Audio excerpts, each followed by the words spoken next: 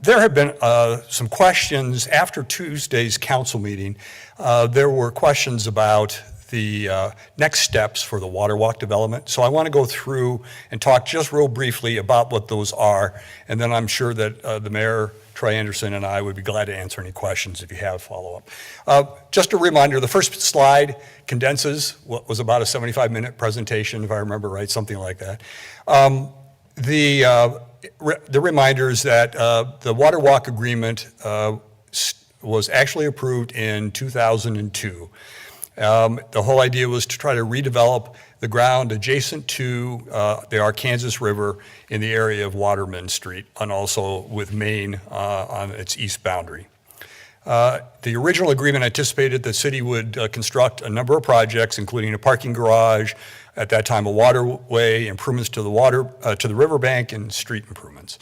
The private sector was to then develop 4 office buildings, over 250 units of residential housing, plus retail, entertainment, and restaurants. The agreement was a lease agreement of the land to the developer for a 99-year period of time. Since that time, we have invested about $44 million in the project to comply with all of the elements of the agreement. The developer has put about $37 million into the project. So at this point, it's, I think, fair to say that the project is underperforming. I already mentioned that that the developer has development rights for a 99-year period of time. We have about 76 years left in that agreement.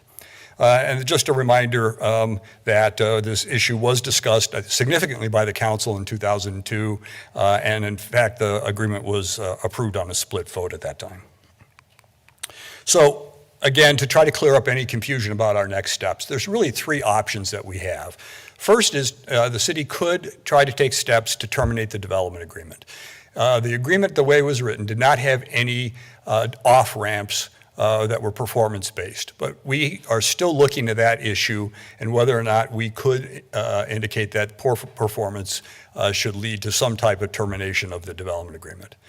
The next 2 options would require us to work closely with the developer to try to get terms that are more acceptable to the city and frankly would benefit the community better.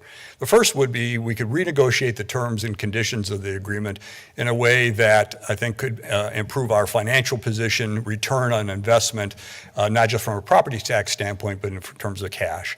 And then the other part of it would be that the parties would agree to simply terminate the development agreement, accept the development that has already occurred, and then probably solicit proposals in order to redevelop the remaining property. So those are the 3 options. There was some confusion that's been expressed, especially in social media and people that have reached out to us trying to better understand where we're going next, and that's where we're headed. We probably will sit down with the developer in the next 30 days to try to outline a strategy for going forward. That's all I have in terms of clarification on our next steps in WaterWalk.